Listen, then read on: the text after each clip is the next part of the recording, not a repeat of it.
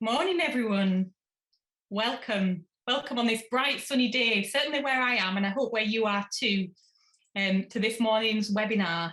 It's really exciting to be here and a pleasure to chair it today. I'm Claire Lightowler. I'll be your chair for the event. I'm one of the trustees of the Life Changes Trust, and I joined the trust way back now in March 2013. I was reflecting on that this morning, which was obviously 9 years ago, when I was 34, and I remember thinking, oh, I'm quite a young trustee. The average age, I think, is about 55 for trustees in Scotland. I don't feel so young anymore. This has been a quarter of my life, so it's been an amazing and incredible journey to be involved in the trust during this time. And now, as we approach the end of the trust, the focus really needs to be, and has always been actually, on leaving a positive legacy for other funders and other organisations, but ultimately, obviously, for those that we are here to serve, the beneficiaries of the Life Changes Trust. And we hope to share some of that learning we've gained as a funder over these 9 years today, because we think it's really important to share that. We're always conscious as a group of trustees that the trust wasn't going to be here forever. So one of the purposes of the trust needed to be on learning and developing thinking so that others can pursue it. We always had that in mind. So it's really important that we do that. And this is one of the ways in which we're trying to do that. So way back in 2013, the Life Changes Trust was established by the National Lottery Community Fund. And it had this spend out endowment of £50 million, which in our world, when you're thinking about social care, care, relationships, people, in that kind of context, £50 million is potentially a significant amount of money to make change. And the task we were given was that the change needed to be transformational and sustainable. We took that really to heart, and we spent a lot of time thinking about, what does that mean? What does transformational and sustainable mean? And how do we do that? What are the best ways in which we do that? And one of the ways that we were always really conscious needed to happen was that we needed to change the power balance between us as funders and the people that we were there to support. In our case, young people with care experience, people living with dementia, and the unpaid carers of people living with dementia. So our aim then was to get alongside our beneficiaries. We can talk more about that word later, and we're not entirely comfortable or feel it articulates everything, but it's a shorthand for those that we intend to benefit. So we were always wanted to get alongside beneficiaries so that they could influence the direction of the trust, and to build strong relationships with the beneficiaries so that they could then exercise their rights. So it's all been about listening to, amplifying voices, acting on the voice, and really ensuring that that's woven into the fabric of the trust, but more importantly, that we demonstrate that and help others by trying new things out in a way that perhaps others are not able to do, or don't have the same ability and independence and ability to fail that we had. So over the past 9 years, we've learned a lot. We made a lot of mistakes, but we hope that we've got now a body of evidence that really can support others to think. It's not about, this is what we've learned, go ahead and do it. It doesn't work like that. It's all about relationships, which are individual. It's personal. So it's to share some of the things that we've learned, and to help you think through what might have relevance and significance to your relationships and the ways in which you work. So based on the understanding that we have, we've produced 4 booklets. And they are really focused on helping other funders and other organisations to take something beneficial. So this webinar focuses on the first 2 of those publications. That's putting beneficiaries at the heart of funding and relationship-based funding. So they really focus then, as you would expect, on relationships, co-production, empowerment, and lived experience. Before we get into the meat of the event today, just a couple of housekeeping points to quickly run through. Firstly, there's no breaks scheduled in today's programme, but obviously if you need time to step away from the screen, please do that. The event's being recorded, so don't worry about missing anything important. It will be on the Life Changes Trust website very soon, and we'll email you all to let you know when it's available. Later in the webinar, there's a question and answer panel session.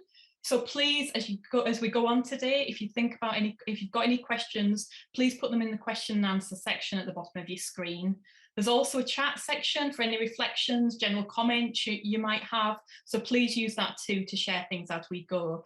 I realise that sometimes these things can feel a little bit cold because you're hearing a lot, but you don't have the opportunity to speak. So please use that as a mechanism to say and share your thinking, what's sparking off for you, and what might have relevance. So you'll see the chat function there on the side or wherever. It will be different depending on your setup. Please do, if you feel comfortable with doing so, share your thoughts with everyone. I'm sure everyone will benefit from hearing what is resonating with you. But if you'd prefer not to, that's absolutely fine too. You can select who if you'd like to just share it with us or me to keep an eye on things. So onto the event, onto the meet. So as I mentioned today, we're looking at relationship-based funding and putting beneficiaries and their lived experience at the heart of funding. It's no surprise there's loads of overlap and synergy between the two. They're not separate things, which if not clear already, will become clear as we go. First, though, we're going to look more closely at relationship-based funding. The funding booklet of that title really focuses on the impact of that approach in terms of the impact on projects and beneficiaries, on funding management and practices, and the impact that the approach has on strategy and strategic ambitions. There's also a few kind of handy hints in there about our learning specifically for other funders and organisations supporting people. So to give us a whistle-stop tour of this, I'm going to ask Celeste Boteau, who's one of the evidence and influencing coordinators at the Trust, to join me on screen. Celeste, do you want to join me? Well done, Celeste. First technical thing goes well, excellent. So I'll hand over to you. Great, thank you, Claire. Hi, everybody. I'm really pleased to be here today to sort of set the scene for talking a bit more about our approach to relationship-based funding at the Life Changes Trust. There is just so much we've learned about working and funding in this way over the life of the trust that I can't possibly touch on it all in the limited time we have today. So I want to spend some time thinking about the kind of three main components that are the underpinnings of working in this relational way. From the beginning, the Life Changes Trust knew that in order to make real lasting change, we had to do things differently. We had to invest in people first and outcomes second. Putting people first means respecting their time, valuing their experience and their expertise, and thinking about things from their perspective. It means closing the feedback loop and having regular communication, things like acknowledging and replying to monitoring reports with, hey, it was great to hear about your residential, or a lot of projects have mentioned concerns about this same thing. Let's add it to the agenda for a network meeting. It means trusting them to know what's best for the people they're supporting, listening to them when they say they've learned something new, and being flexible enough to let them adapt this new knowledge and try new approaches. Working in this way has to be done intentionally. None of this happens by accident. It takes time, yes, but time alone is not sufficient to build these relationships.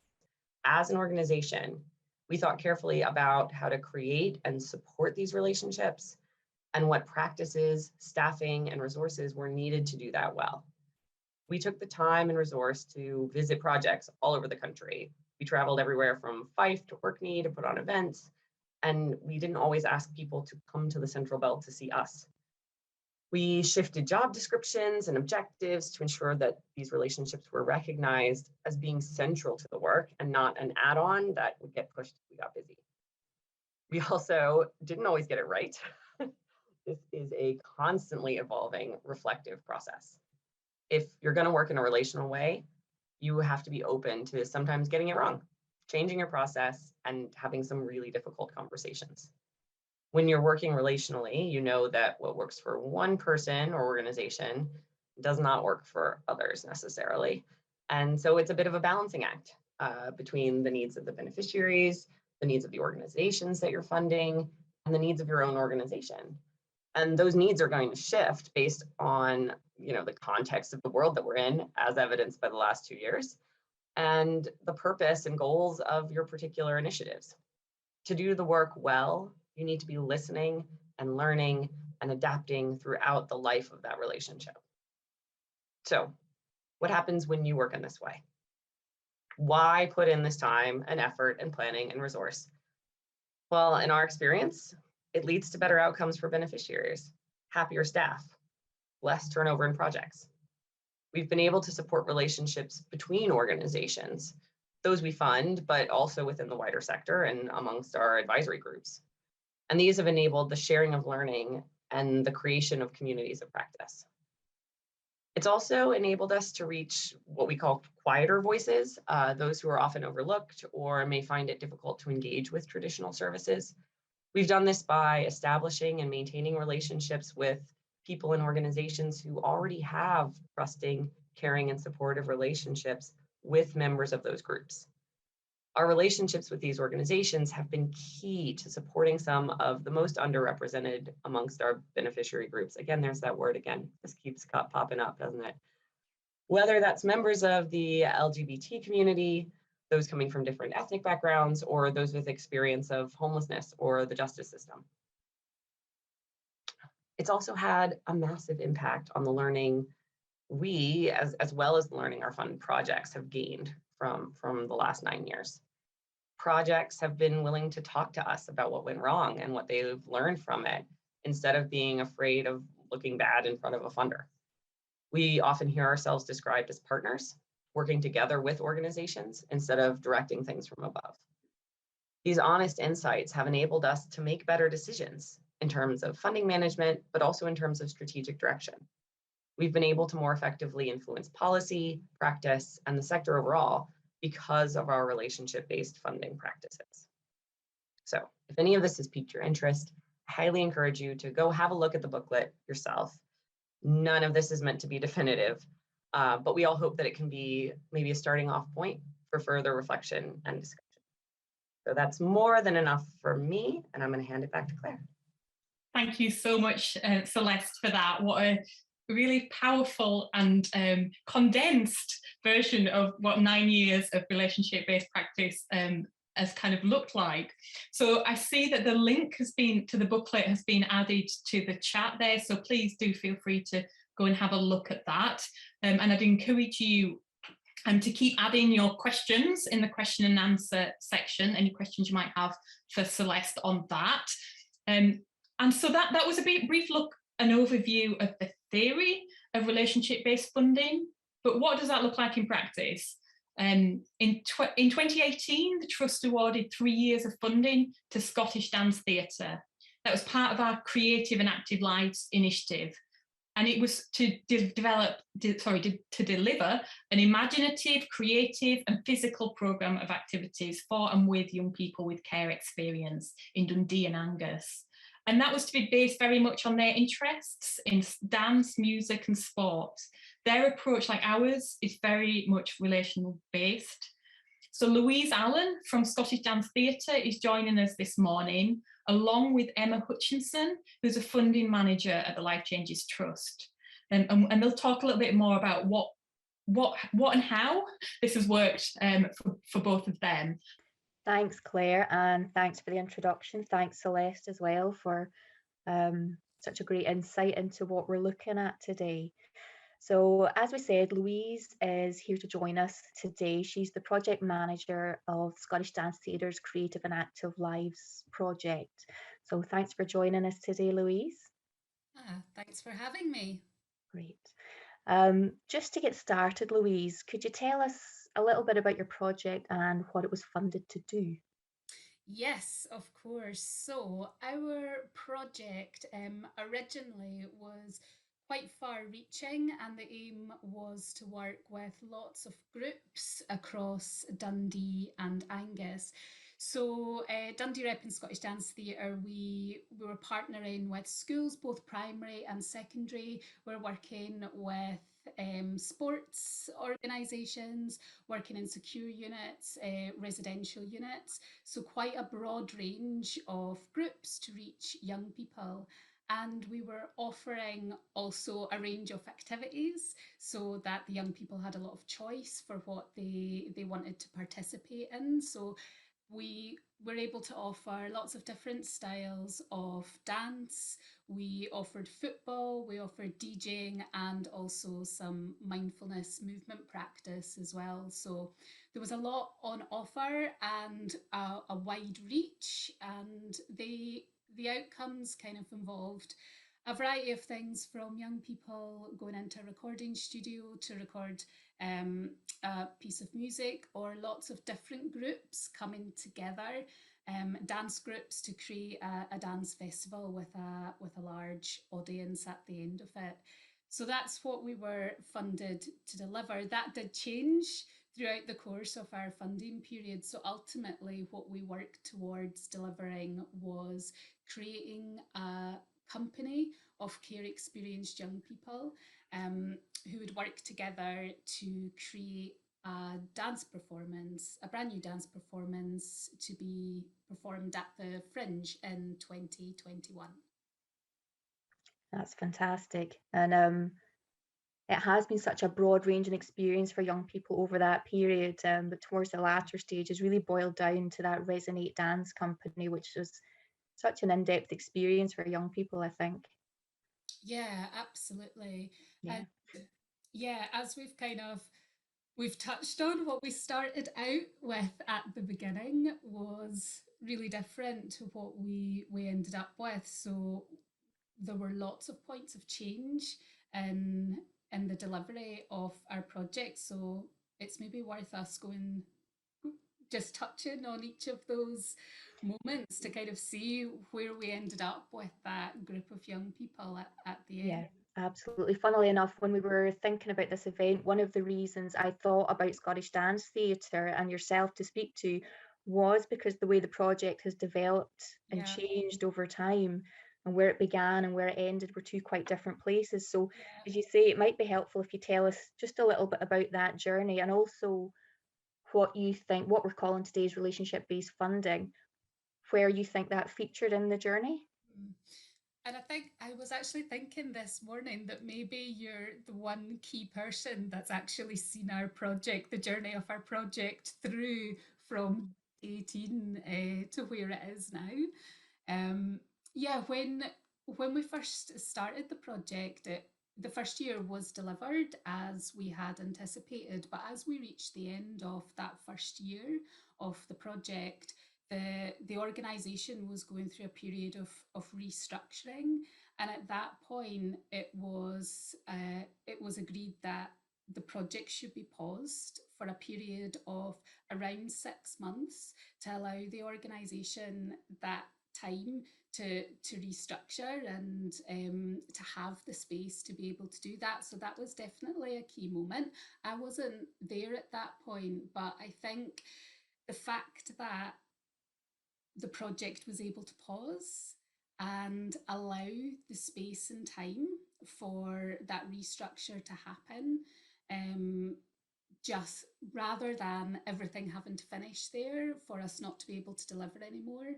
I think that was a really important moment to be able to have those conversations to allow that to happen.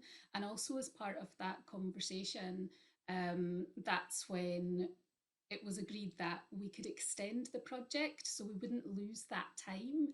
That 6 month period wouldn't be lost. We'd be able to have that time added on at the end of the project. So that was really critical in order to be able to get the project moving again and still have the amount of time that was needed to really develop the project as we wanted to. So that was really a key moment. And when the project got back up on its feet, at that point, the person, as part of the restructure, lots of the key roles changed. And someone was brought in on an interim basis to develop and deliver that project. So it was at that point that it changed from being this much larger scale, wide reaching project to focusing on creating a smaller core company of care experienced young people. Because that person was only in post on an interim basis, it meant the key staff members changed again, and the new associate directors came on board at that point, and that coincided roughly with when things started to kick off with COVID. So that was a double whammy at that point of change.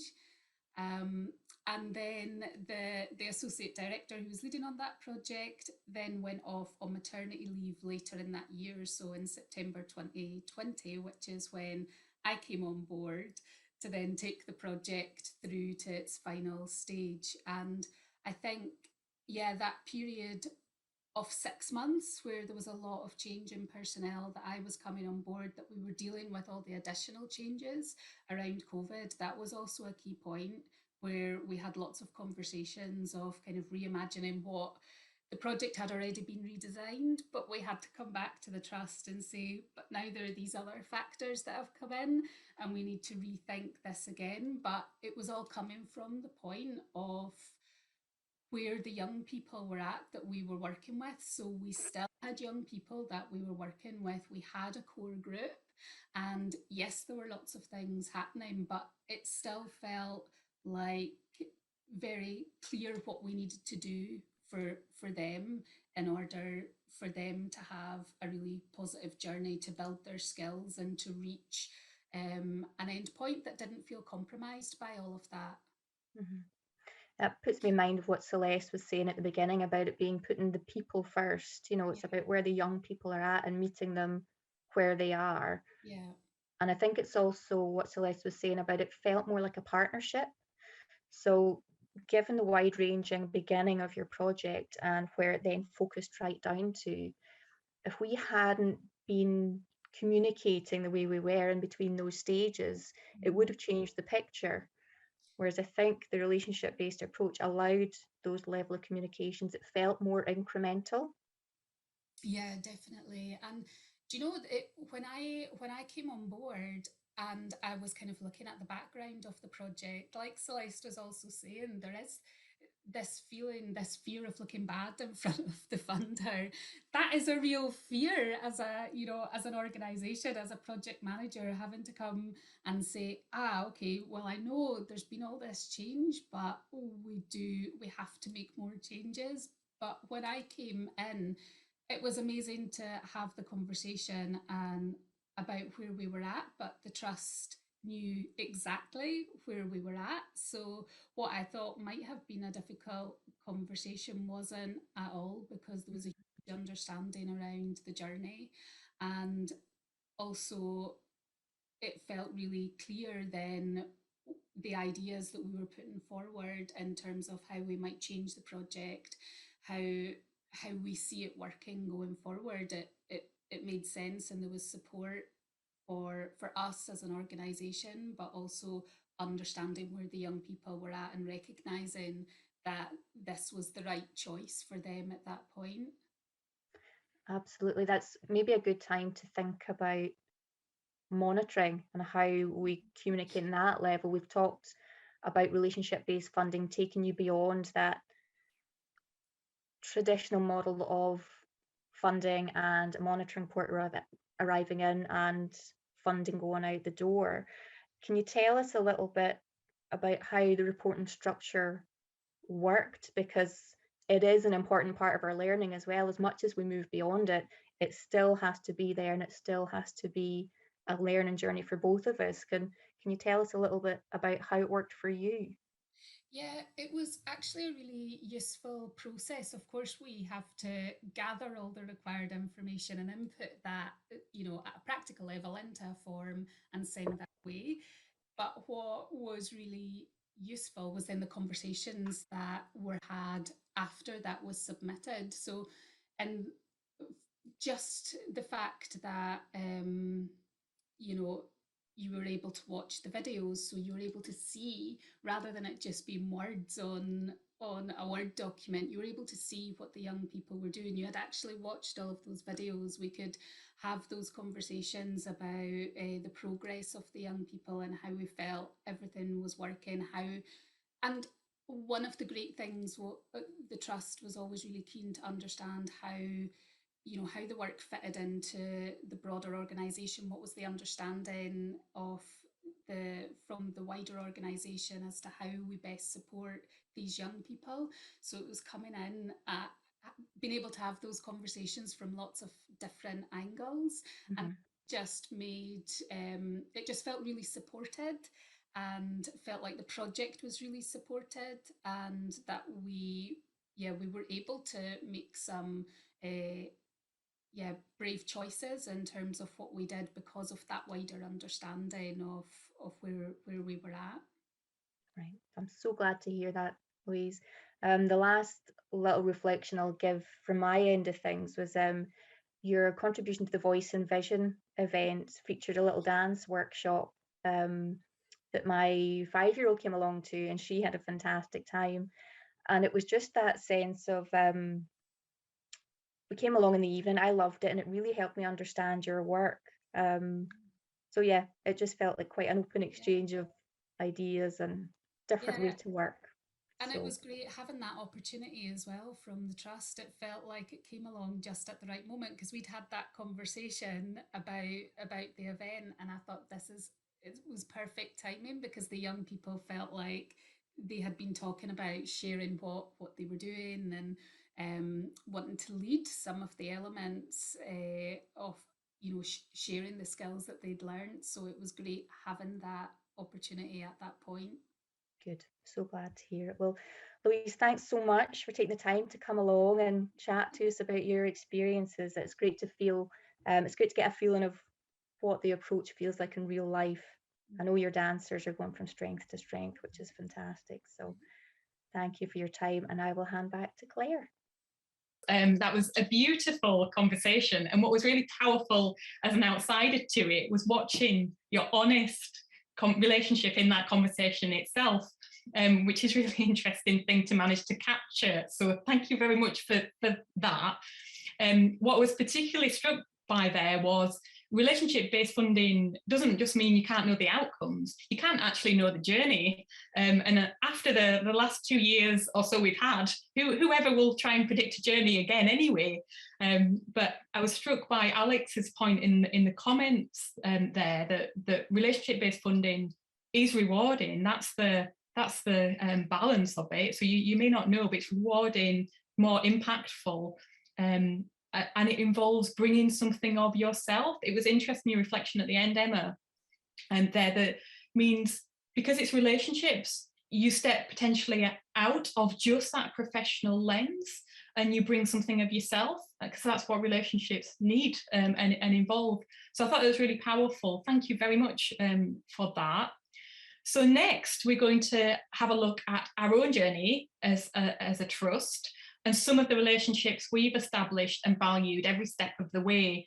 As a trustee, often I've been one step behind this in the background, but I really feel a strong connection with many of those we've funded and many of those speaking and attending today, so even if I've not personally met you. So over these 9 years, the Trust has really tried to walk alongside the individual projects and the communities that we've funded, and really tried to ensure that people living with dementia, unpaid carers of those with dementia, and young people with care experience have opportunities of all different types to say what matters. So we've travelled the country to hear and learn. We've had project visits, network meetings, festivals, conferences, huge range of different things. And we've designed funding initiatives side by side with our beneficiary groups. We've assessed applications together, and we've always really valued and taken heed of the expert advice for those that live it. So we couldn't have achieved a fraction of what we've done as a trust without these relationships. And here's a snapshot of our journey.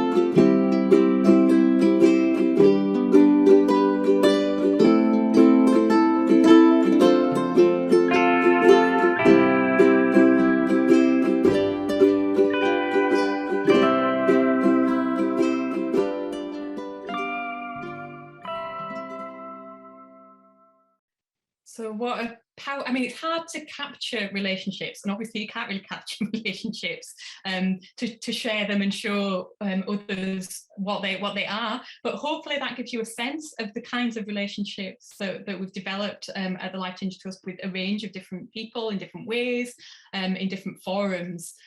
So hopefully that was a kind of useful oversight of some of the relationships. So we're going to shift focus slightly now to look at the second of the booklets that we've developed, which is focusing on putting beneficiaries at the heart of funding.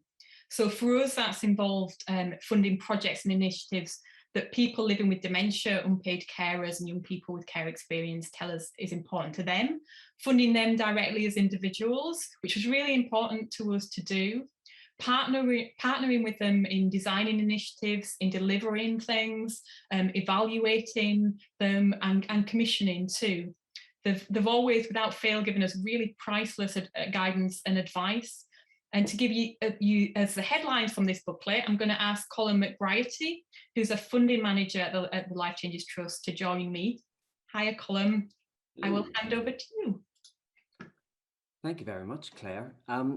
Following that video, I kind of feel I should be in my grass skirt playing my ukulele while I talk about the putting beneficiaries at the heart of funding booklet that we came up with.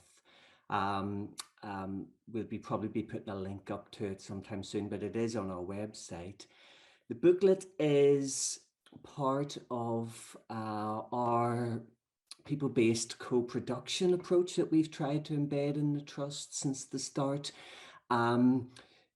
Yes, there is a little bit of a difficulty with the term beneficiaries. You might not like that, and we can understand why.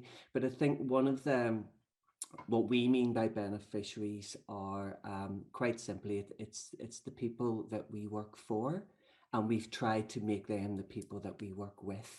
So if you don't like the term beneficiaries, we totally understand that. But I hope you know who we mean when we're talking about this. So the booklet is basically, it's about our journey and the funding journey. It's not about how amazing we are, because we've made lots of mistakes. And it's certainly not about telling you what to do. But hopefully when you read through it, you'll be able to see basically to gather some of our experience over the last 9 years. And that goes for if you're a funder and also if you're another type of community organization, because more and more funders are asking applicants to show how they involve people in their projects at all stages. So this is not just for funders. And certainly sort of picking up on the point that Alex made in the chat as well, that relationship-based funding is very rewarding. Over the last 9 years, there are a lot of things that have worked well, and some things have not worked well. Lots of mistakes, lots of uncertainty, lots of risk, especially for me, but it is definitely well worth it. So when you read through the booklet, you'll be able to see that we have put down 5 key touchstones. Again, these are primarily for funders, but not exclusively for funders. They can apply to everybody. So the 5 key touchstones for us are: number 1, invest in positive relationships. 2, stay focused on shared values. 3 is be comfortable with uncertainty. 4, and this is definitely one for the funders, transfer real power to people. And 5 is be ambitious for and with people. And the bulk of the booklet then has a section in it with a fantastic title: The Who, What, When, Where and How of Putting Beneficiaries First. And that is very much based on our experience over the last 9 years of trying to involve people at every possible stage, not just bringing them in for some assessment, not just bringing them in to ask them to tell their life story. It's actually bringing them in and trying to involve people at every single stage and working together. So the 5 key stages that we've identified are, based on our experience, is setting and refreshing our funding strategy. So we had people living with dementia, unpaid carers of people with dementia, and young people with care experience right at the start, helping us develop our strategy. Designing, developing, and delivering funding initiatives. And so what we do as a funder and what we are encouraging other people to do. Assessment of funding applications and funding decisions, which is something that more funders are experimenting with and trying to do. So there's lots of information, lots of examples in there of what we have done. Taking part in evaluation, identifying learning, and defining impact. So again, it's not just once the decisions have been made about who's getting funded, there's always a place for bringing beneficiaries in as part of the evaluation to try and find out what has worked well and what hasn't. And finally, communicating learning and impact. This is not always about life stories. Some people don't want to tell their life stories, but it's involving people in ways in which they're comfortable and really sort of celebrating sort of the good work that has been done. So very quickly, that was a bit of a sort of a very quick run through the booklet. I hope it is useful. I would probably say just a couple of closing comments from me, from my 5 years at the Trust, that when we use the term beneficiaries, in my experience, they are bringing their skills, knowledge, and experience as individual people. They are not just representatives of a particular condition or a particular experience. They're not representing anything other than themselves. And that's a key thing that I've learned. And really, through all the panels and all the conversations and all the fantastic moments and the difficult moments, I would just probably want to say a massive thank you to all of the people that we've worked with over the years, whether we paid them or whether they were voluntary roles, because they've certainly made the Trust a better organization. And to be honest, they've made us better people as well. So thank you very much for listening to me. And I think that's probably a good point to hand back to Claire. Thanks very much. Thanks, Colm. And that was a lovely kind of point to end on about how it's affected you, because relationship is not just about individuals in terms of the beneficiaries being individuals, but obviously as professionals or as volunteers, as trustees, we're individuals too. And a relationship is individual to those involved on either side. So I think that's a really important point to kind of bear in mind.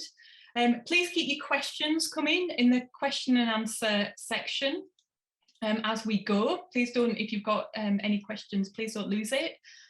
So that was a brief look then at the theory, but what does it look like in practice as we did before? Let's have a think about that.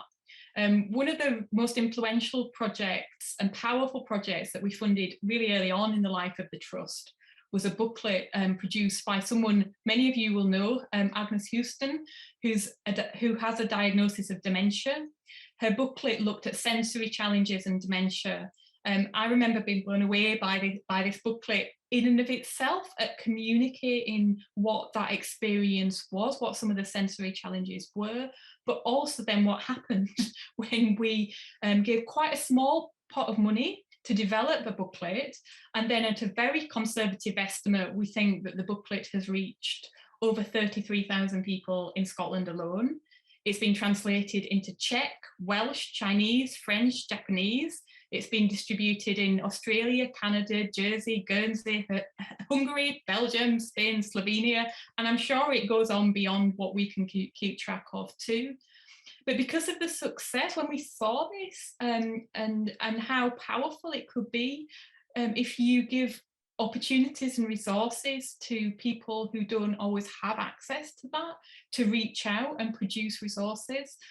We then went on to fund other peer-to-peer, what we've called peer-to-peer resources, because we realised the knowledge and information that people living, in this case, people living with dementia and unpaid carers had, really was very powerful to share with each other, as well as everyone else, the professionals involved, hospital, care home staff. It's been used in terms of education and information provision around dementia, lots of different ways. And Agnes has been involved from the beginning of the trust in lots of different roles and functions in lots of different projects. And she really has been an invaluable expert with dementia for us in the trust. So today she's joined this morning to talk about the importance of putting the lived experience and beneficiaries at the heart of funding, and to interrogate Angus, not too powerfully, I hope, is Elizabeth Morrison. Elizabeth is one of our evidence and influencing coordinators at the Trust. So I'll hand over now to Elizabeth and Agnes.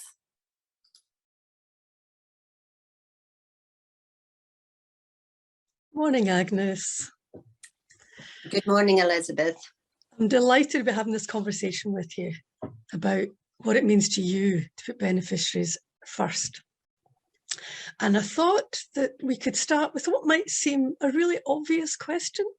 What are the benefits for a funder which puts beneficiaries at the heart of their work? Yes, Elizabeth, remember, this is my opinion, but in my opinion, I think the benefits are fantastic. It really are. They end up with great projects and better outcomes. The social return on their investment is amazing. And from little acorns, big oak trees grow. But the funders have to change the process a little and work a wee bit differently, in my opinion, smarter, so that they could see the person and the passion behind the person asking for the funding, and assist them to help it grow and get the outcome that we, working together as a partnership, had. Life changes trust, using and being flexible to develop this process over many years, allowed the little voices to be heard. You listened, you took time to build the relationships. That's really interesting. And that how question about process, you know, a process that works, that is so important, as you say, isn't it? And you may want to say a wee bit more about that, but let me ask about your sensory challenges booklet. Yes, it's pretty much gone right around the world, hasn't it? And it seems a long time ago, Elizabeth, you know, and it's hard for me with my dementia to think back on that. But my daughter, who assisted me to work on the booklet, we're still getting feedback today. And yes, you're correct, Elizabeth. It's went round the world. It's been transcribed in many languages. And I believe it's because of the way we done it, touched people's hearts. It's not too professional. We just hit the right mark. So sometimes to have a clean product isn't always the right answer. That's what my opinion is. You know, people like the oopsies as well as the professional clean thing. But what I'm hearing from you, I think, is that it's so important to hear from the horse's mouth. That really works. Yeah. And of course, since that first booklet, you've been involved in many peer-to-peer resources where the Trust has funded individuals directly. Do you think that getting funding directly to do something gives you a better sense of ownership, of empowerment? Yes, I think it gives you more control. And I personally felt that I could be true to the people who were participating in giving their lived experience, and keep it to the vision that we wanted it, and not have professionals telling us you have to do it this way or that way. So me being in control, and me being a lived experience person, that hit the right thing, you know, and it gave me more empowerment. and I explained to people clearly what was going on, and honestly, when we had a wee bit, you know, things didn't work out. And other people with the lived experience, they went on and done things because they thought, if Agnes can do it, I can do it, you know, and that was how flexible things went. Yeah. So it's that ripple effect almost, isn't it? Not only do you get a stronger end result by things being based on lived experience, as you say, but you yourself get a lot out of it. And then in turn, that's led to others being encouraged and inspired by your example. So in parallel to putting beneficiaries at the heart of funding for the trust, there's also the importance of relationships. So I guess I've almost got two questions here for you, Agnes. Can you share your thoughts with us about your relationship with the trust, and also how has getting funding helped you establish relationships with others, you know, to partner up, to collaborate, if you like? Yeah, I think what it was, Life Changes Trust, and the board and the team just took a gamble on with me, and it was scary at first. It was almost as if I had to put my Sunday best on to just talk to you, you know, you were these professionals and almost untouchables. And but your different approach broke that down and created this safe space, this co-production, this we're all bringing something worthwhile to the table. And then the friendliness of the staff, your relaxed approach over a cuppa, that created a better outcome in a way, rather than this, as I say, professional Big Brother type of approach. So, I can't remember what your second part of the question, but I think you have to do that work first. And then the second part, if you prompt me, I'll answer that. Okay, thank you. It was about if the getting the funding to do something, if that helped you establish relationships with others to collaborate and partner up to do other work.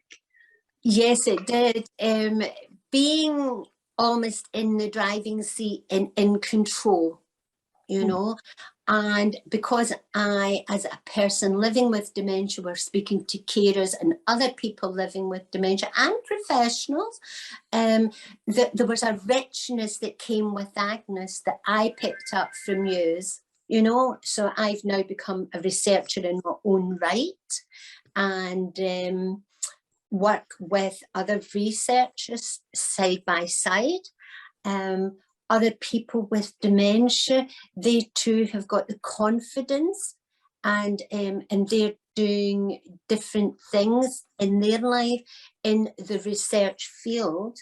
And, you know, because I was tired of being told that it was storytelling, and although it had a richness, it didn't have the research based. And because we've worked with yourselves, I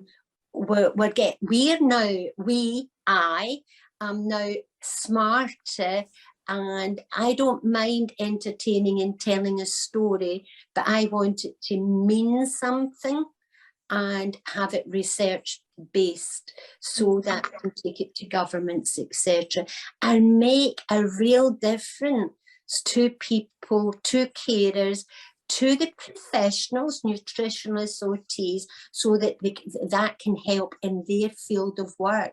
And consequently, our booklets that we've done in this way with the funders, the way you're funding it, it means that they can then go on and get other funds to take it a level further.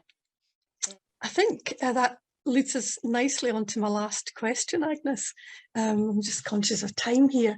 So my last question to you is, what advice would you give to other funders, given your experience Set the foundations from the very beginning. Let the people who are applying for the funding to know exactly the ground rules, because Life Changes Trust done that very clearly.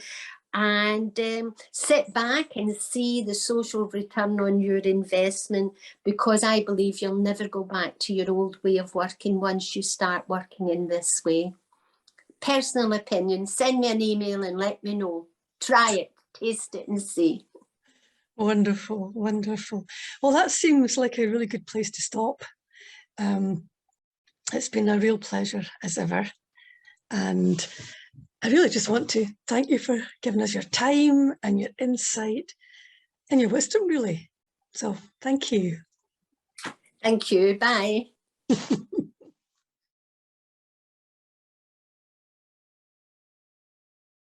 Wasn't that fantastic? Thank you, Elizabeth and Agnes. Agnes will be joining us on the panel later, so if you do have questions, then keep them coming in the question and answer session. I love this idea of embrace the upsies as well as the gloss. I thought that was really powerfully put, Agnes. And obviously there's key issues here about control, taking a gamble, and creating a safe space where everyone feels comfortable. Funders, beneficiaries, community members, everyone feels safe to take that gamble, because it involves a bit of a gamble for everyone. So one of the things the Life Changes Trust has tried to do is to invest in individuals, and hopefully you've seen that already. An important part of the dementia programme's influencing activities was travelling to all 14 health board areas in Scotland to find out what was important to people living with dementia and unpaid carers in their own communities. These conversations helped form a set of local priorities in each area, and also helped to create a Creating Better Lives conference. When the Creating Better Lives in Fife conference took place, the conference was co-chaired by 2 people living with a diagnosis of dementia. Here's a little taster of their talent and skills as co-chairs to put me to shame, and also their reflections on what it means to invest directly with those with lived experience. So we will watch that now. Good morning, and a warm welcome to this morning's webinar, Community and Dementia, Creating Better Lives in Fife. My name is Jerry King from the group called STAND in Fife, which is part of the UK network of Dementia Voices. I'm an architectural technician, now retired, and I have a diagnosis of dementia. And with me today is my lovely assistant, my gorgeous wife, Tricia. Hello everyone, I am Irene and I am also from STAND. I'm a teacher. I was a primary school deputy head and I'm also retired now. I too have dementia. I will be co-chairing the event with Jerry today. And my lovely partner is also here with me today, keeping me right as he does every day, Mr. Fallon. And later, Dr. Maggie Ellis from St Andrews University will be joining us to chair the panel question and answer sessions.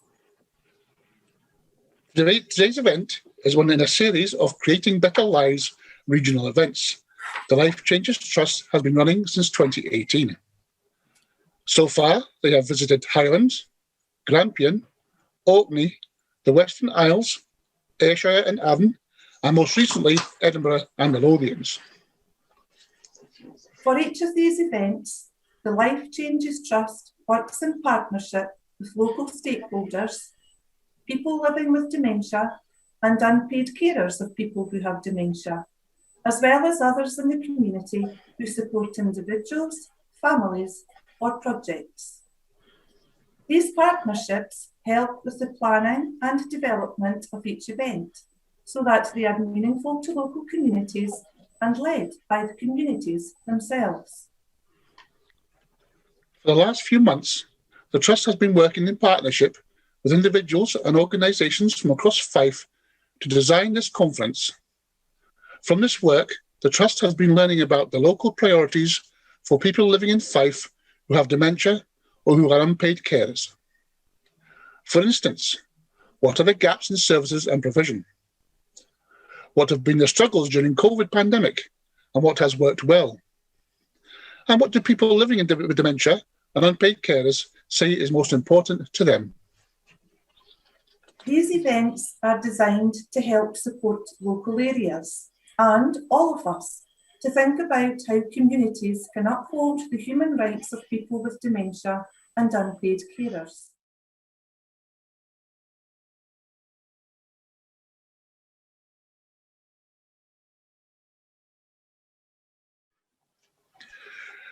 So yes, we are now at the end of today's online conference.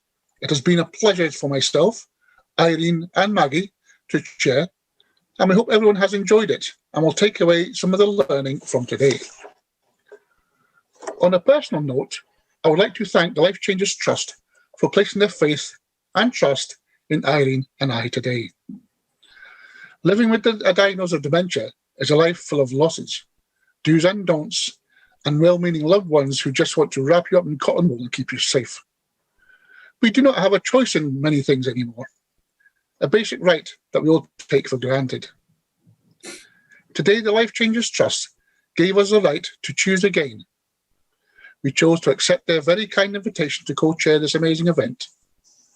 We chose which sections we would host, what we would say, but most importantly, Irene and I, too youngish, although I am younger, English people living with dementia, had the choice to be involved in something meaningful and worthwhile, which I know has given us most amazing sense of self-worth. Without this kind of support, our hopes and aspirations cannot even begin to take shape. So thank you. And so finally, all that's left for us to say really is that it's good night from me. And it's good night from her. Good night. Good night. Many thanks to Jerry and Irene, hopefully demonstrating to you all really the power of enabling people to do what they can do and bring their own personalities, skills, opportunities, choices to the party. It sounds like it was a party to me anyway.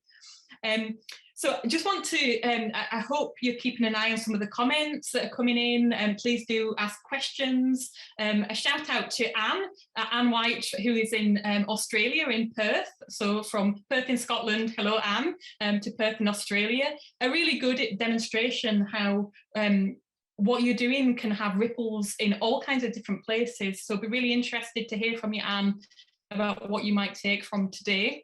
And we've got one more film to show you before our question and answer session. So please, as these ideas are percolating, this is really your opportunity to think about your questions.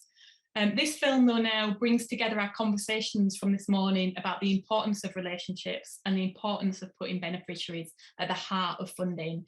It comes from our Young People with Care Experience Programmes Advisory Group, who we've been working alongside the Trust almost since the beginning. I remember very clearly some of the early chats with the group, and some of the amazing individuals and young people with their own really unique experience of the care system who've been involved with us and have devised and developed several funding initiatives. They've developed guidance, they've assessed funding, what do you call it?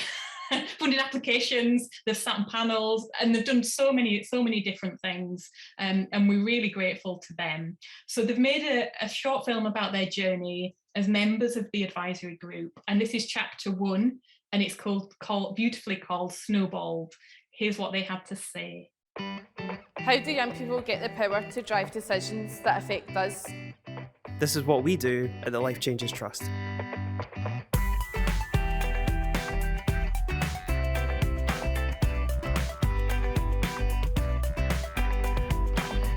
When I walked into that Edinburgh office, not knowing anybody, I didn't realise that actually 5.5 years later, I would walk away with so many friends and a family.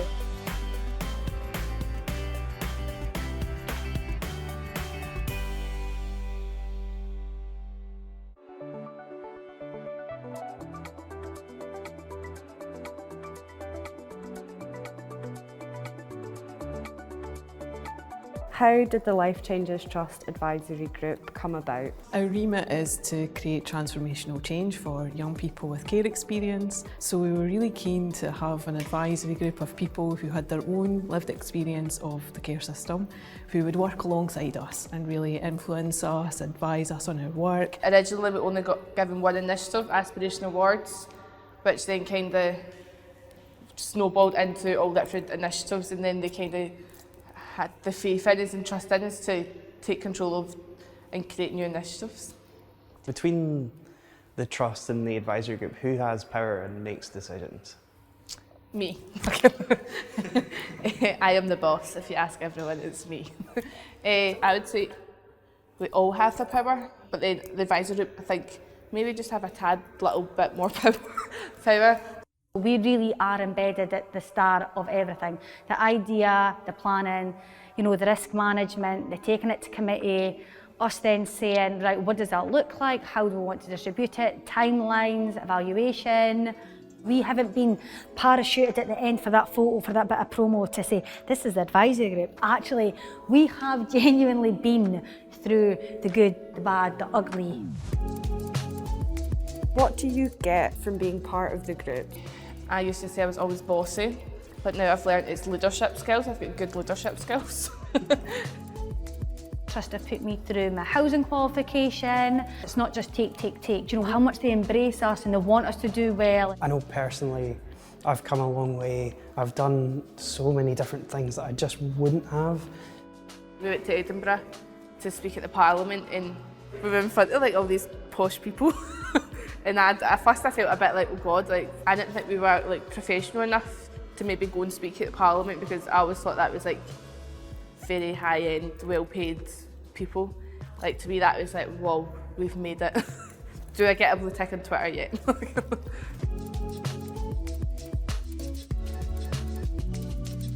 Sometimes you tend to ask to like tell your story, tell your life story, what were the reasons you were in care for, but that is something the Trust never asked us to disclose, and that was something that I thought was really good, because sometimes people might not want to tell their story, and like I've always said, like being care experience doesn't define me who I am. That was just part of the journey I had to overcome to become who I am.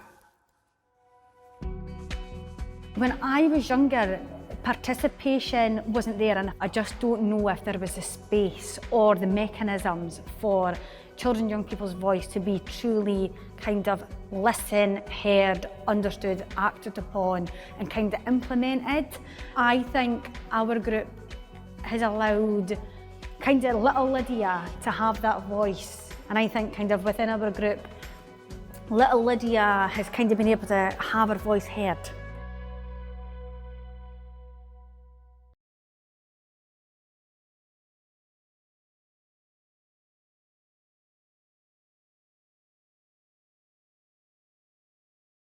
Thanks so much to the advisory group for that. I always feel a bit emotional hearing that last point about little Lydia being heard. I mean, I think if there's something that encapsulates what we've tried to do and what the purpose is, I think that's really powerful. The voices that are not heard, or the bits of us, the bits of the beneficiary groups that are not heard, not listened to, and then not acted upon critically.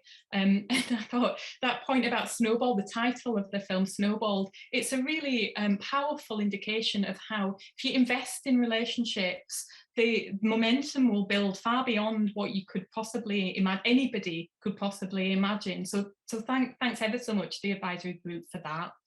We've now come to the question and answer session. So I'm going to ask our panelists to join me on screen. Hello to you all, and welcome back to some of you. So you will recognise some of the faces. I've already spoken, but we have a couple of new faces. We have Aline and Ron. So would you like to introduce yourself and say a bit about who you are, what you do? Ron, do you want to go first?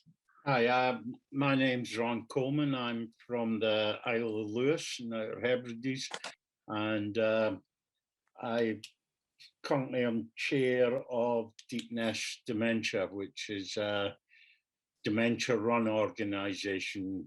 We have a board of 12 people, 9 of whom have dementia. So we really are run by people with with dementia. Thank you, Ron. And Arlene, do you want to introduce yourself? Yeah, hi everyone. My name is Arlene Crockett. I'm currently joint CEO of the Life Changes Trust alongside Carol Patrick, and I also have responsibility as Director of Evidence and Influencing for the Dementia Programme. So hello everyone. Thank you, Arlene. And just to remind you, we're joined again by, we've got Louise Allen from Scottish Dance Theatre, we've got Emma Hutchinson from the Life Changes Trust, and Agnes Houston, dementia activist. So welcome back to you three too.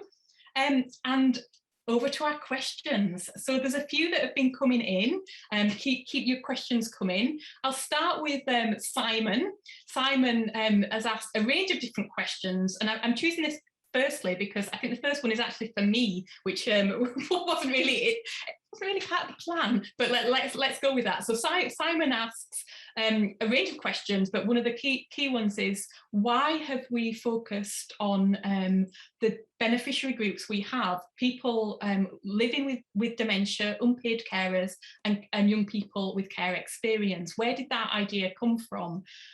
We've asked a lot because obviously we became involved when the lottery had decided to invest this money, and we've asked a lot of questions about that because that was a decision by the lottery, and it's not exactly clear.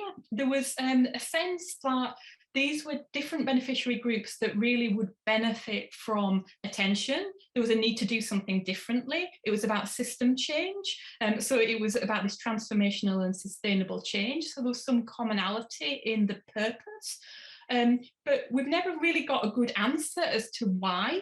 However, we know why now. We realise why this was a genius idea that perhaps no one quite understood where that would take us, because we soon realised that although people affected by dementia and care experience young people in many ways are different experiences, different needs, they're in many ways the same, because they're people, we're people. And like all people, what do we want? Well, we want relationships, we want to be loved, we want safe places. So although the ways in which that is experienced and some of the kind of things to do about that will be different, we're actually working with the same thing. And what strikes me as a trustee, you know, that one step removed, looking back, has always been the similarities actually in what's important to people and the methods and mechanisms that matter, the ways in which you can involve and include people. There are differences, and there are differences, but it's the similarities that really stay with me, that I don't think anyone, certainly I didn't realise that was going to be the experience and the journey as we kind of come to the end. So that's my sense of it. So hopefully, Simon, that answers your question a little bit. And Simon asked two other questions, which were about what do beneficiaries get out of being involved? So I wonder, maybe Ron, do you want to talk first about what have you got out of this? Ron, you're on mute. Do you want to unmute yourself? I think I've got quite a lot out of it, both on a personal level, but also in terms of our organisation. When I got my diagnosis, which was not that long ago, I, like a lot of people, got really depressed.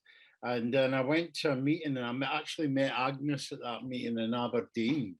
And from there, I learned that it was possible to live with dementia and have a real life. So Life Changes Trust then gave us an opportunity to do a lot of different things. I'll give an example. I made some notes this morning. We were funded to start a radio station for dementia called Deep Nest Dementia Radio. We now have 150,000 listeners a year, right? So that's 150,000 people a year are hearing a message about dementia on radio. Now that wouldn't have happened if we hadn't got that opportunity. And the radio is run by people with dementia. So around 40% of content is actually totally done by people with dementia. And we're aiming to make that 80,000 over the next 80% over the next 2 years. So it's done loads for us. Thanks, Ron. And Agnes, do you want to share a little bit about what you've got out of this relationship with the Trust? Here we are. Unmute yourself, Agnes. Yes, first of all, thank you. It was wonderful to hear and see everything on a personal level, because we don't see other things. I loved the young carers bit and the dance, etc. And it just is, I think we're reiterating what everybody is saying, that we're beneficiaries. It helped build my confidence. It brought a different perspective to the way I looked at things, and the way I look at funders and look at professionals and look at the big posh people, as the wee lassie said on the video. I don't look at them like that anymore. I'm there as Agnes, and I am equal, and I bring things to the table. And it was through working with you that I learned to value myself as Agnes, bringing my life experience in lots of different things, my nursing and, various things, a carer as well, and living with dementia to the table. And I also learned to pause and listen to the professionals and show them the same respect. And it was reciprocal in this for me. And when I speak to other people living with dementia, because sometimes when you get a diagnosis, Ron talked about being going into your depression, you can get so angry, and you feel so put upon that when you're sitting around the table, you're so passionate, that passion can come all over as aggression and anger. And I think the relationship with Life Changes Trust, the trust that you have put into me, the safe space, I've been able to pass that on to others so that we can say, pause. Let's pause about that and be honest about it and say, look, what you've just said has triggered anger in me. Can we pause a moment? And someone we never mentioned, and people will know, James McKillop. I learned a lot of skills from James, James McKillop. And I sat at boring board meetings. And I seen James say to people there, excuse me, you just used that word. Could you explain what it meant? And, the majority of the board members and the people, the committee members, all had a different interpretation of what the word means. He said, well, could you keep it simple, please? You don't need to impress us, and I just loved it. And I see Arlene smiling because she knows what I mean. So that's what I've learned. So, yeah, and I think it's the ripple effect. We pass these things on. We don't forget about the people who are quieter now because we're getting tired. We're passing our skills on, and we celebrate seeing Deepness Radio and all these wonderful things that are coming up now. If Life Changes Trust hadn't put the trust in us, they would not happen. And 150,000 listeners would not be hearing Howard Gordon talking about human rights. He knows more about human rights than some of the people that are in paid professions, in my opinion, So yes, so that's what I feel. I've learned to value the professionalism of others, but realise that I've gained a seat at the table and we respect one another. So thank you for that, and onwards and upwards for us all. Isn't that right, Ron? Yeah, thank you, Agnes. That's beautifully put. And it really is powerful to hear what you've built from and what we're hoping comes next, the ripples that continue. Aline, one of the comments and the questions was specifically about what the beneficiaries get in terms of payment. Could you talk a little bit more about the brass tacks of some of the offer? Yeah, and thank you, Agnes and Ron. I couldn't have put it better myself. I think it's really important that we have people like Agnes and Ron working alongside us, because they're the experts in everything that we do, and help us to kind of lead the way to making that change happen. In terms of how we support beneficiaries, I think it's really important for us that we start those conversations with people themselves. So we've had a range of opportunities for people that Colin mentioned earlier, around people being part of panels, you know, the advisory group and how they were set up as well for younger people. And it's about the conversation around what people, you know, expect and the parameters around that. So we have some beneficiaries or people with lived experience who have had paid roles with the trust, but we've also had others who've had volunteer roles with the trust. And it's very much about that conversation around what is the best option and outcome for them, and how that works. Is obviously things like payments can have an effect on people's other living circumstances and potentially other benefits that they may get depending on their own personal circumstances. So it's always important that we have the conversations in the first place, but we also value the commitment that people give to us, because without that we would not be able to develop the way that we have, and have that really good programme of work across both programmes. So it's about having conversations with individuals, valuing the commitment that they've made, and offering the opportunities to either paid involvement or also volunteer involvement, whatever that looks like for the individual work that we're commissioning or supporting them to do alongside us. Thanks, Ali. And if I can just add, it's really been important to us to give something back to those that give. So finding a way, so that's been different things in different ways, but recognising that, as Agnes said, it's a reciprocal relationship. There needs to be some benefit for everyone involved in it. So we've got a couple more questions, and I'm conscious, Louise, we haven't had a question for you, so I was wondering if you would like to answer a question from Alex, which is, what will you miss most about the Life Changes Trust? Try not to cry. Well, I think I work freelance for Scottish Dance Theatre, and so I work for other organisations as well. So I've had the experience of working on different projects and with different funders, and I think I've just felt so proud of this project with Scottish Dance Theatre, because we've really been able, I feel like we've really been able to achieve outcomes for the young people that have been truly led by them. And what I thought they achieved at the end of the process was phenomenal, and that has absolutely been due to the relationship with the trust as well. And I just myself was able to gain so much more confidence in articulating our journey on the project, and not being afraid to really be honest about where it was at, and that just really helped us develop the final piece of work and that experience for the young people. So it's just been a fantastic experience for us as an organisation, for me personally, to be able to just have that open relationship with the funder. Thanks, Louise. And it's oh yes, Agnes, go on. Can I just add, thank you, Louise, that was brilliant.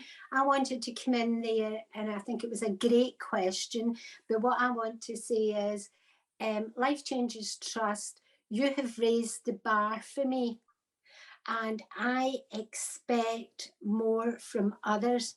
I will not accept anything other than what you have, the standards you have set. And now we've got the booklets that I can challenge why I want them to raise the bar, to do this in this way. And if they don't want to do it that way, then I am not going to give them my time. I'm going to go and find others that are going to work in that way, you know. So I wanted to share that with you, because that just sparked what I felt there. Yeah, sorry. Thanks, Agnes. No, that's fantastic. And a message for any funders out there listening. If you want to involve people, this is the way people want to work. So how do you do that, and how do you feel comfortable and confident in doing that? And obviously we're hoping that this learning will help you to do that. So a question has come in sort of a little bit related to that about recognising that this is beyond tokenism, what we're trying to, what we have achieved at the Life Changes Trust, but how do we strike the balance between involving people at every stage, but not overwhelming, and potentially, my own spin, not putting some responsibility for solving issues and problems, complex problems too. So how do you get that balance between involvement? And maybe Emma, could I put that question to you? Is that okay? Of course, Claire. Immediately my thoughts go to our own advisory group, who have been with us every step of the way. And I think in terms of ensuring that you're not overwhelming people, again, you'll not be surprised to hear it all comes down to relationships. Once you have those relationships, the conversations are coming along with them. So you know where each person's at, you know where their priorities are, you know, maybe they're at university and you know exam season's coming up. You have, based on the relationships, you have the awareness of that, and you keep talking about it. People are more than, once those relationships are in place, people are more than willing to give you the answers. In terms of not passing over the responsibilities, I think that's a really important point as well.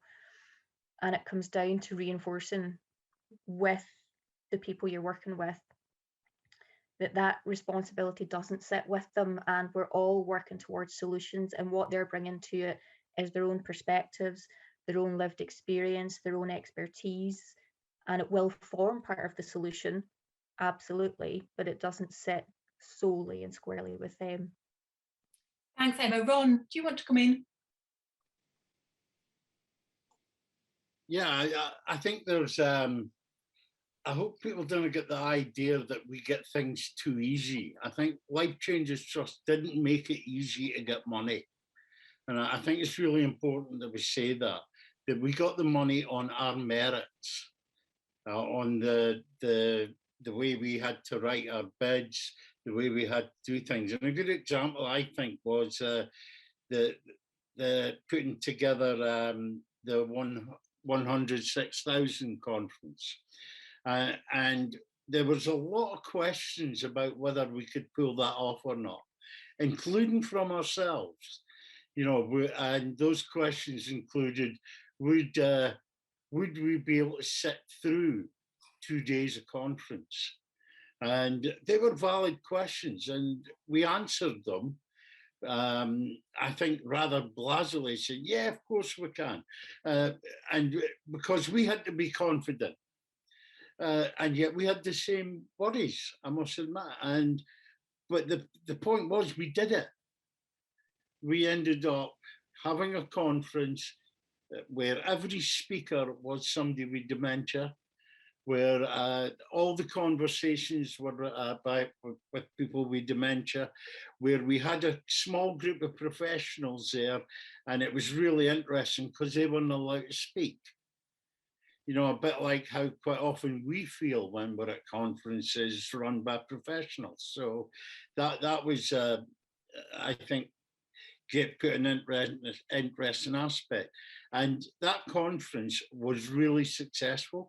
We brought out a position paper on that is available, people want it. But we also now know that conference this year will be on the 8th and 9th of November in Dundee. So if you've got your diaries, you want to be one of the 10 professionals there that are not allowed to speak, you know, get in touch with us. But we will certainly be running that conference now as a conference for people with dementia, and doing it with great confidence now.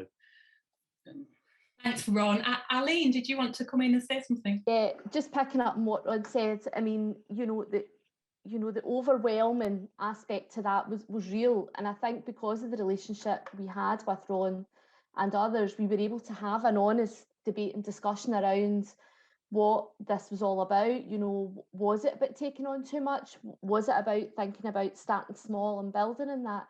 And it was really good learning for us, as well as learning for Ron and the kind of planning team around the conference, because we were able to go on that journey together. And he learned a lot from our experiences in running events, and we then learned a lot about, you know, the capacity and the ability of people to be able to do that. and such a privilege to be part of that conference last year, and really to stand back and see the potential that people have talked about for a long time that they had, and then to see that in practice was overwhelming for me to watch, never mind overwhelming for Ron and others to be able to deliver on that. So yeah, the relationship element is really critical, because you can have an honest debate and discussion without feeling that you're, you know, that you're disrespecting individuals, or you're saying something out of turn, because you've got that relationship and you can speak confidently and in a safe space. So yeah, that's a really good example of that, actually. Thanks, Arlene. I'm conscious of time just a little bit. It's 12 o'clock now, so please, if people need to go, please do so. We will continue for another 5 or 10 minutes. It just seems like this is a good conversation, so if you can stay and are interested in, please do, but we completely understand if you now need to go. Agnes, you would like to speak? Yes, I think we've been quite serious and everything like that, but I wanted to come up about the conference where it was full of life. It was full of laughter. I mean, people were sore with laughter. People with dementia, we have fun, we laugh. And onlookers might think that we're not working or gaining stuff, but in the background, we get professional papers written up. So, but just, you can be professional and be relaxed and have fun.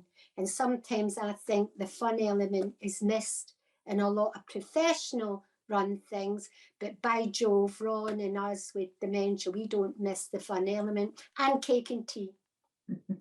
Thank you, that's fantastic. And I think also that's a good answer in terms of, I think it was Simon's question about what do beneficiaries get out of this? Well, it has to be fun. If you're doing things as volunteers, it needs to be fun to keep you engaged and involved, and that's a really important dimension. So thanks for saying that, because I don't think we've captured that in other ways.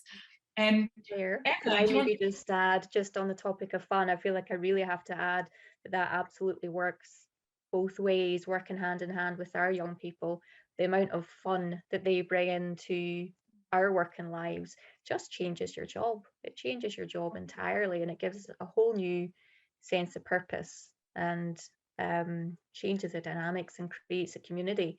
So it can often be overlooked in your professional life, but by working alongside, you know, people with lived experience, I know, speaking from the young people, they don't have to bring quite a lot of fun with them. It's amazing. So I know. And Sorry, for funders, I think for funders, if they're, you know, sometimes they might think that is not an important ingredient, but it really is, you know. And, you know, there's no harm in laughing and having fun. Life can be too much, too serious, and definitely in caring roles and in dementia world, in this COVID thing, anything that gives you fun, let's grasp it with both hands, so you can still have fun and still have outcomes. And music, Ron, and music. And music. And dance, absolutely. Yeah, putting the fun back in funding. That's not mine. It's a comment from Mary. Yeah, good one. You're always good at that, Mary. So thank you very much. I think that's probably a good place to not stop the conversation, but stop this bit of it, because I really hope that people listening have been inspired by what we've demonstrated that we've done, and if we've done it, you can do it too. So if there is that bit of fear about taking that gamble and investing and sharing power and control, then hopefully you've got a bit of an insight into why do this, and what it might lead you onto. Though of course you can't know. You've got to take that risk. So thank you very much for joining us today. So it's been a real pleasure to chair today. I feel a little bit sad because it does start to mark the beginning of an ending for the Trust, but also a powerful continuation of what we've done and what the ripples might be. Please do keep in touch with us about what you've taken from it and what any questions you have. Please don't see this as the end of a conversation. If you want more, next Thursday, so that's the 27th, there's a second workshop where we'll talk about the importance of being a strategic and flexible funder. So if you haven't signed up, please do come and get in touch and come to that. This webinar will be available, as I said, on the website in the coming days. We'll email you to let you know when it's there, and we'll be sharing it on our social media channels. So if you've seen something that you think others would benefit from seeing, please continue these ripples, please share it with them. So thank you, everyone who's contributed, everyone who's commented, everyone who's been there. I'm so sorry that I can't see you and we can't interact, but thank you for being there. I feel some connection from the chats and the comments. And thank you for supporting the webinar. Really hope you enjoy the rest of your day, and I wish you well.